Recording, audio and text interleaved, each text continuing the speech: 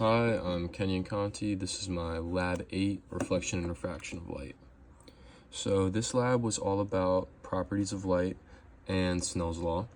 And in the first part, we used Snell's law with the table to measure the angle of refraction and the index of refraction.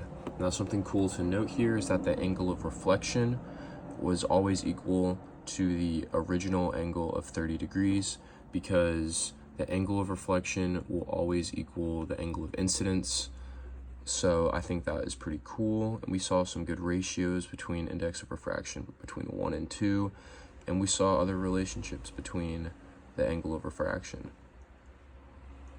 We saw that when the angle of incidence in the larger medium is coming through, then the light will bend towards the medium. When the angle when the N1 is greater than N2, then the light will bend away from the medium. When they're equal to each other, there is no reflection.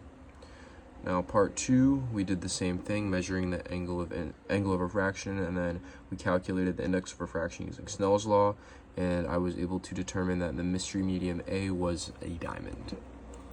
Part B was a little trickier for me. It was harder to find a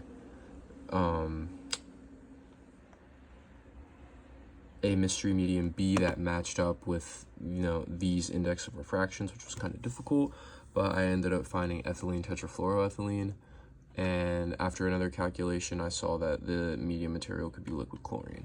So that part was a little bit challenging for me. We also measured the speed of light, and we were able to mathematically derive what n was for each of these, which I think was really cool.